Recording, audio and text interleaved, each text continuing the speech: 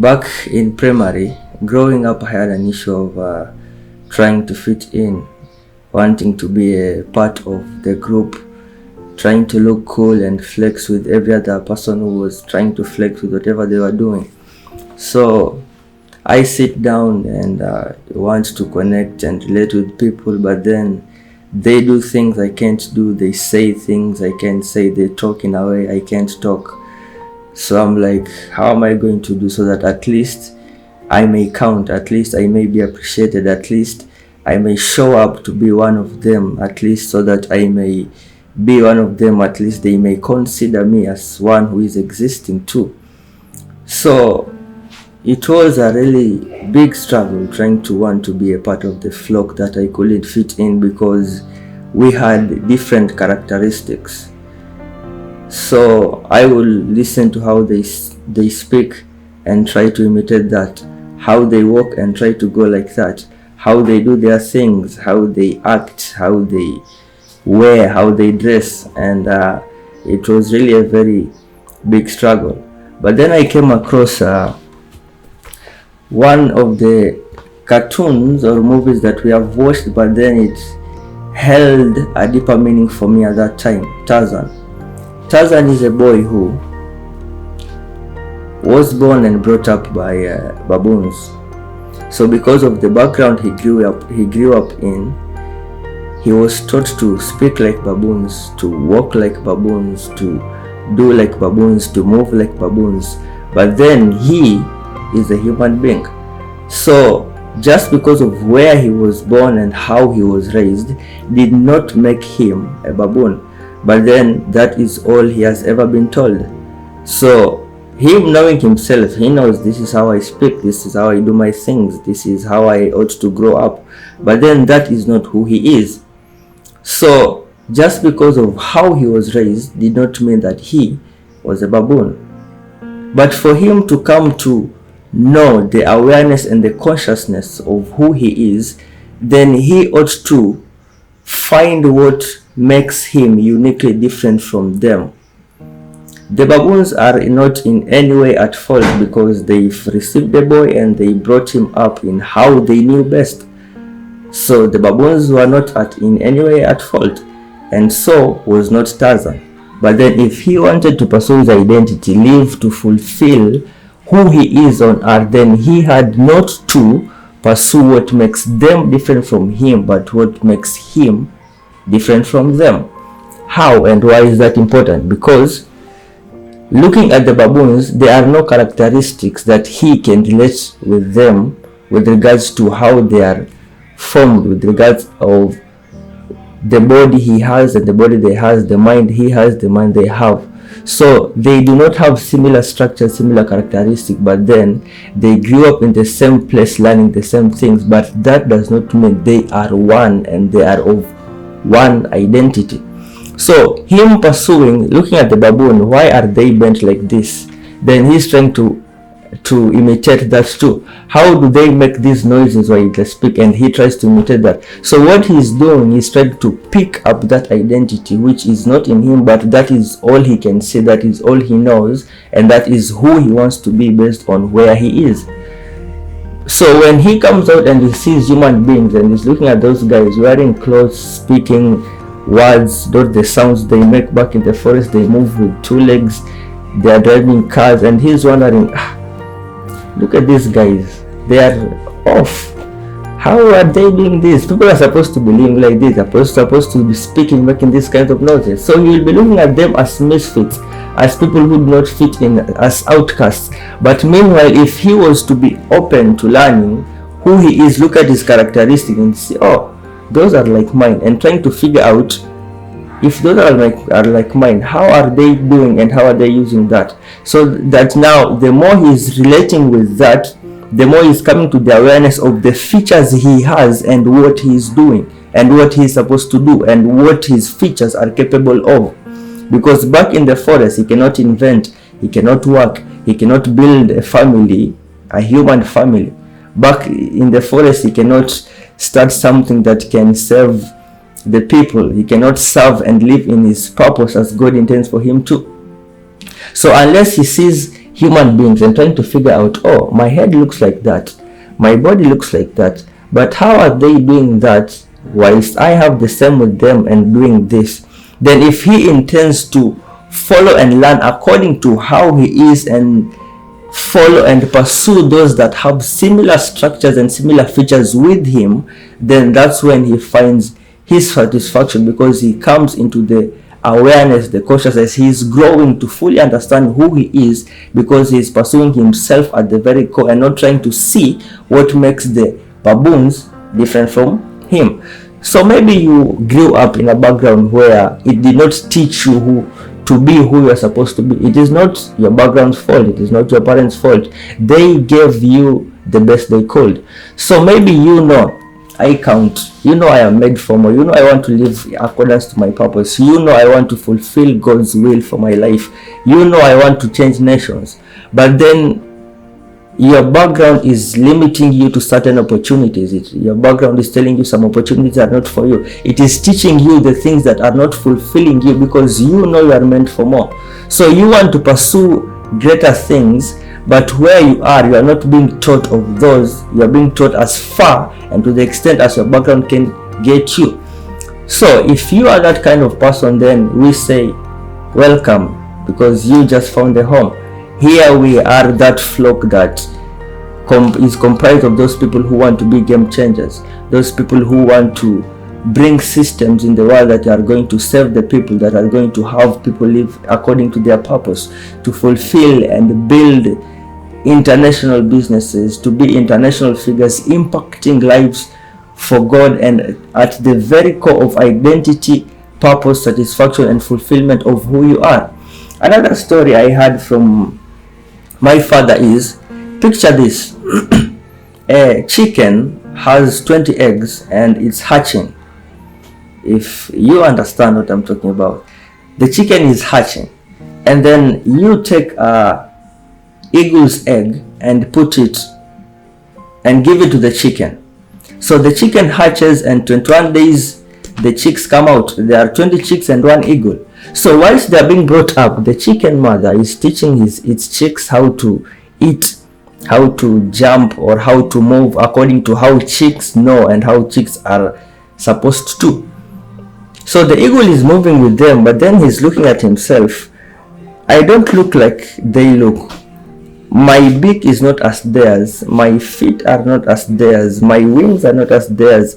The structure of my body is not as theirs. So he is trying to want to be like them, but then he can't, because he is not them. Not that they are wrong and not that he is wrong, but because we are just different, and each one of us has different characteristics, different features based on what we ought to do on earth.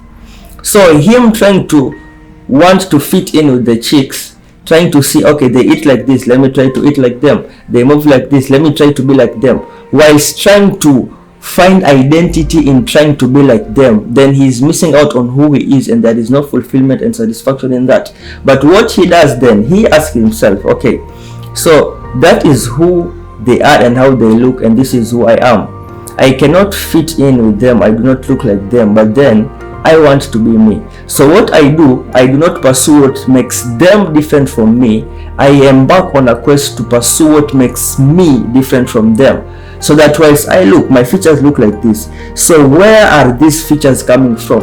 Okay, my beak is like this, my body is like this, I am in this character and these characteristics. So these characteristics that are making me uniquely different from the flock, where are they coming from?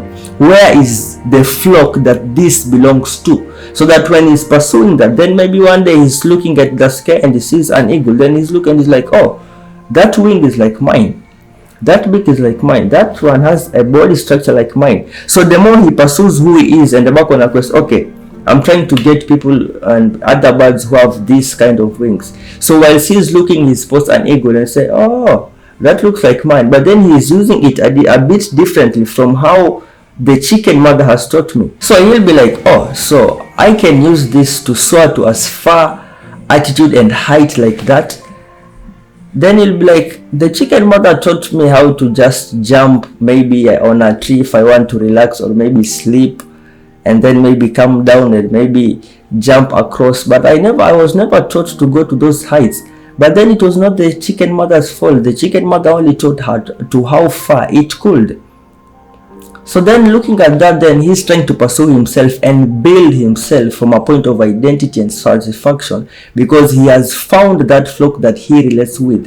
And the more you pursue from your point of identity and what makes you uniquely different from them, then is when you find your flock. And when you find your flock now, you learn and you know how to do things at your very core according to who you are, because you have found those who are like you, who are doing what you ought to do. So if you are that eagle looking for your flock, then you just found a home. And you finding a home here, we welcome you to you. We introduce people to themselves to know, understand, and build their lives at the very core, from a point of identity, who they are on earth according to God. So here we say you just found a home, and in this home we welcome you to you for your unique identities, unique perceptions, unique growth, unique features. Just as you are everything you need to become that great person you want to become. All you need is to find your flock who you will relate with the same characteristics, so that you may learn and be that which you intend to be.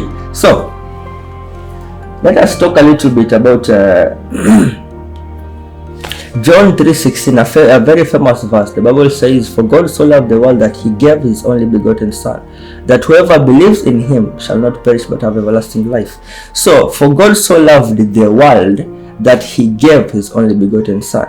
So God bringing Jesus, bringing his begotten son, was out of the immense love he had for the world. So he saw a gap he wanted to fill in the world. So he said, let me take my son because of that gap I want to fill. So his purpose, Jesus Christ coming, is because of the love God had for the world. That is the same for you. How do we know that? Jeremiah. God is speaking to Jeremiah and is telling him, before I formed you in the mother's womb, I knew you. I ordained you a prophet unto the nations. So he is simply telling him that before I gave you a body to go fulfill me on earth, I finished with you with an ordination and the purpose I want you to go fill. So God looked and saw a nation that was in need of a prophet. So because he's seeing that gap, then he's saying, I will fashion a purpose, somebody with a purpose who is going to fill that. So then he fashioned the purpose, because he's saying, before I formed you in your mother's womb, the flesh, the body, before I formed you in your mother's womb, I knew you. So I created your purpose, fashioned your ordination that you are going to fulfill on earth. Then when I was done with you, I gave you a body to go manifest me. So the mere fact that you have a body is a testament that you are here for a purpose, and you have everything you need to fulfill God at the fullest height, as far as you can go. So now that you know you are here for a purpose, because you are here, that means there is a gap you are here to fill. So when you sit with yourself where you are, the nation you are at, the background you hold, the family you are in, whilst you are seated there, then what you need to be looking and doing is look at your family and say, wow, God loved you so that he gave you me. You look at your nation and say, oh wow, so this nation was in need of something that I have been brought to fill. So you take that pride and glory and honor in God, because you know for a fact that you are here because God intends to fill something through you. But do you know why it becomes hard to appreciate yourself at the very core? Because most of us don't know what our lives entails. So we live to seek identities. Meanwhile, we came to bring an identity to fill a certain gap that God has us here to fill. Look at Eve. Eve is moving around in the garden, and the serpent is coming and asking her, did God say you should not eat of every tree? And she says, oh, God said we could eat of every tree except the tree from the middle of the garden. But then the serpent is telling her, it is not so, because if you do, then you will become like God. So now Eve is trying to eat the forbidden fruit because she wants to be like God. But meanwhile, before that, back in Genesis 1, 26, 27, 28, the Bible says, and God said, let us create man in our own image, in our likeness. So she was already created in the likeness and image of God, but then the enemy is having her try to pursue something that she already is. But why does she fall for that deceit? Why does she fall for that lie? Because she does not know who she is. So she embarks on a journey to find something that she already is, not because she is not, but because she is not aware. And that's what the Bible says in Hosea 4:6, that my people are destroyed for lack of knowledge. Not that they are not in my likeness, but they don't know that they are in my likeness. So they go and embark on activities and duties to find an identity that they already are. That if they only knew, they could have relaxed and said, serpent, you're trying to lie to me, because I know who I am, and because I know who I am, I stand strong. I cannot fall for any temptation. I cannot fall for any lie. So you are here for a purpose. There is something that you can do, something so big, because God is mighty and He is the creator, the person who intricately fashioned you. So if God, who created the heavens, the earth, the trees, the mountains, the one who created you, to an extent where He Himself said, of all my creations, I want man, I want so and so, I want heal me, I want Winnie, I want mercy, I want joy, I want wisdom, I want Jason to be in my image and my likeness. Of all the creation He could pick, He created everything. He could have said, okay, let me have gold be in my likeness, but He chose you because you are the most superior, the best, the one of His creation that He found so beautiful, so wonderful. Let me talk to you about this. We wear designer clothes, and you might wear designer clothes and they have their logo maybe somewhere in the shirt or the trouser. Do you know why they put their logo? Because they want wherever this cloth goes, everybody who sees it will know it is made by this brand. So of all the things, God had you in His image because He wanted you everywhere. He was so proud of you that He wanted you to represent Him everywhere you go, that everywhere you go, people will see you, will see Him and His likeness through you. That's how much He loved you. But we are not fully aware of this that God has for us, of this that we are in God. Picture this. If I tell you right now, maybe you are created, you are in the image and likeness of somebody like, let's say, Apostle Abraham Bunde. Because you don't know who he is, you might not know what it is like to be in his image. Does it mean to be handsome? Does it mean to be kind? Does it mean to be rich? You don't know him, so it does not make any sense to you. It does not quicken anything in you. So when you are told you are made in the image of God, it does not awaken anything because you have not fully comprehended the truth of the revelation of God. You haven't come into the awareness, the understanding of who God really is, so that when you are told you are made in the image of God and in His likeness, then you're like, oh wow, I know who God is. The one who was, who is to come, the same yesterday, today, and forever. The omnipresent one, the omniscient one, the omnipotent one. This God that created everything as it is the one I look like. So when you understand who He is and what it means to be in His image, then you walk with all boldness that you ought to, with the audacity of faith to represent God in all extents. So we are still talking, and this is just a basic introduction of what Found a Home is, what we do, and how it is intending to bring God into your life and to have you, to give you a flock and a home where we welcome you to you at the very core. Here we say, what makes you unique is what you need to pursue. What makes you unique is what brings your value to the world. That uniqueness, that thing you feel like you are not fitting in because of it, that is the exact thing that makes you stand out. Let me give you an example.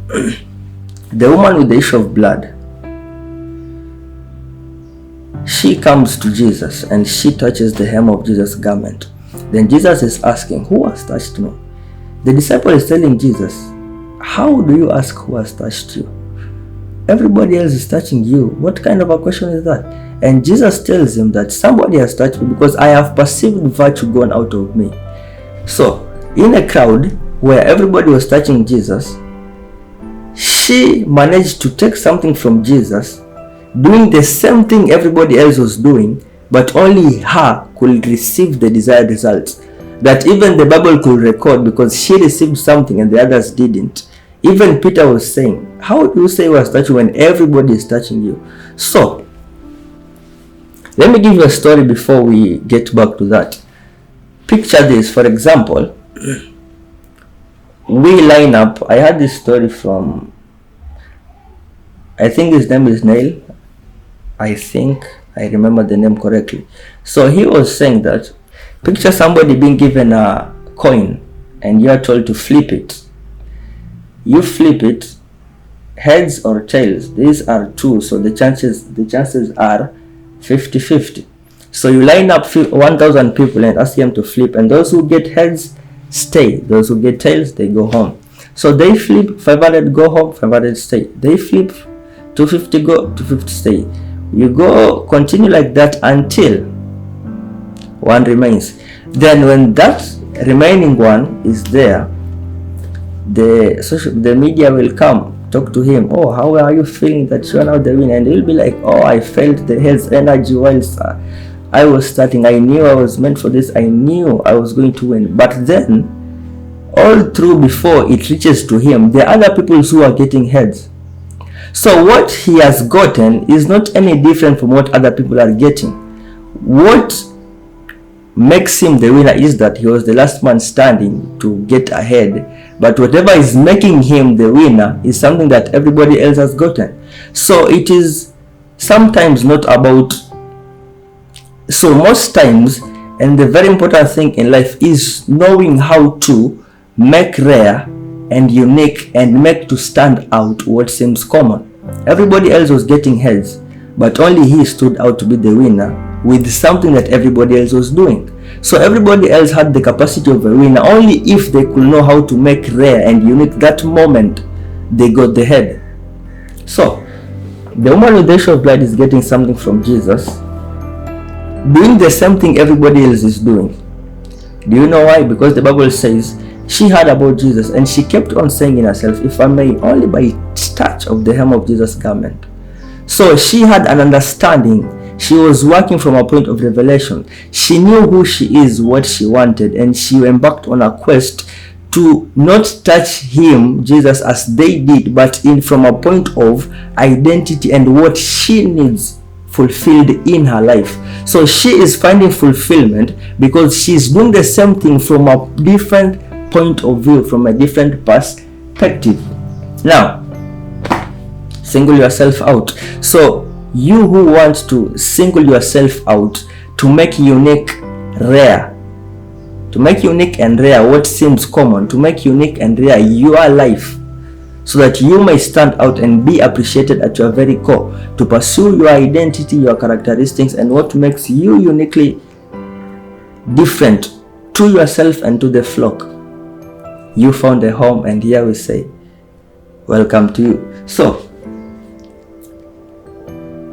let's talk about the mustard seed. The Bible says, the mustard seed being the least of all seeds, it grows to become the greatest. So, the mustard, as long as it is a seed, it is the least of all the seeds. But when it grows to become the greatest. So, in it being the least of seeds is the ability of it to become the greatest. But where is the secret? In its growth. So if it only pursues to grow, it will become the greatest because it has in itself the potential to become the greatest. Now the problem is, whilst you are talking with the mustard seed, for example, it will tell you, oh, you know, I am a seed, I am the least of all seeds, which is very, very true. That is very true. But then you also carry the potential to be the greatest if only you grow.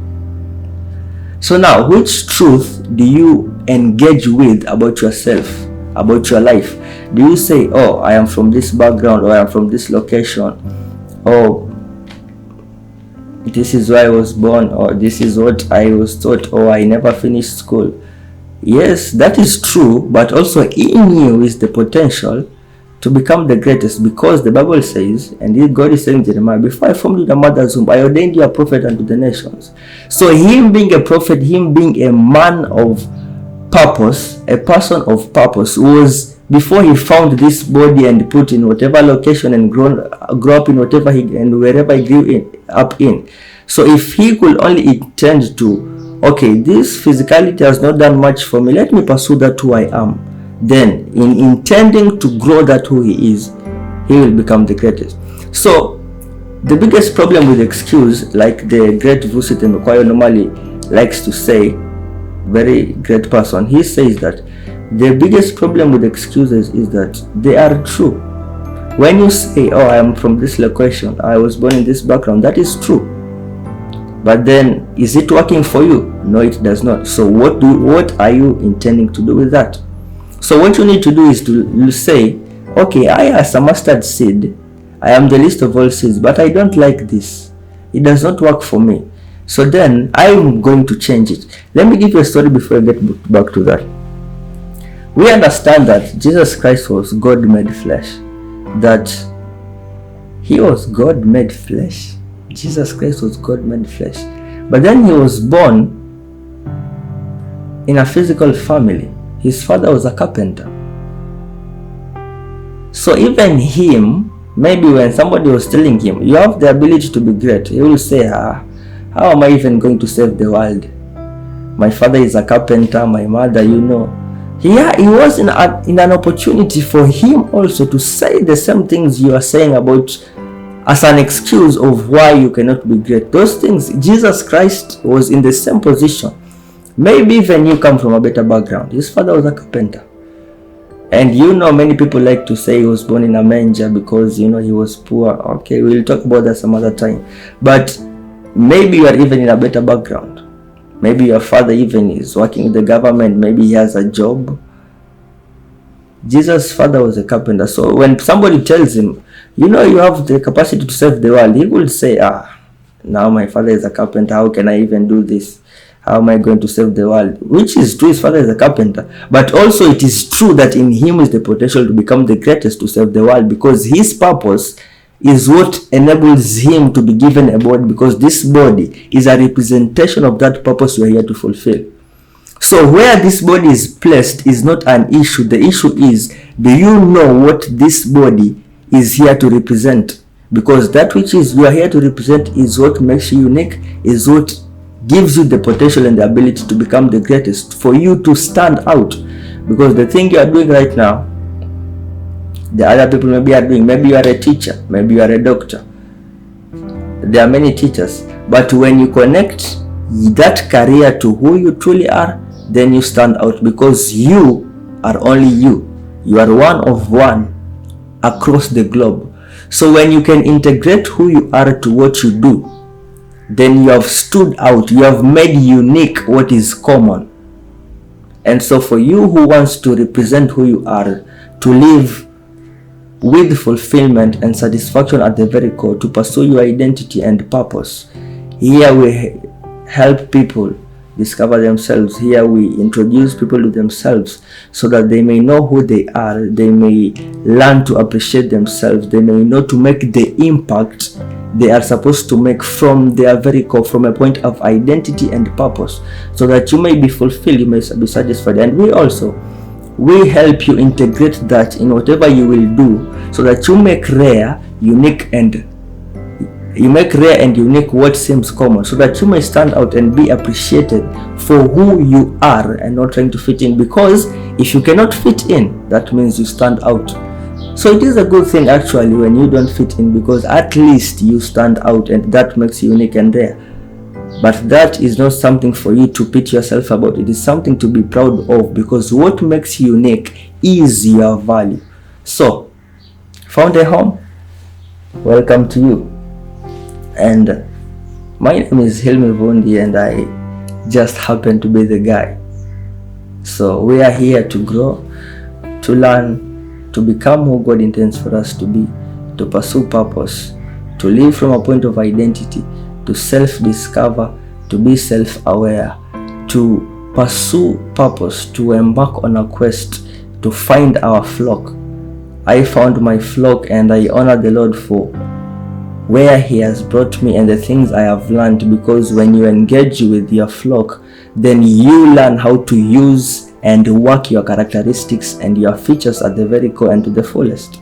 So you found a home if you are looking to pursue a purpose. You are looking to find your flock for you, because you know, I am meant for greatness. I want to impact the world. I want to change nations. I want to have kings come hear wisdom from my lips. I want to impact my generation, impact my community, impact my continent. I want to bring change to the world. But then you haven't fully come to the understanding of how you are going to do that, or how you are going to work out who you are to ensure that desired outcome is received and achieved at the very core.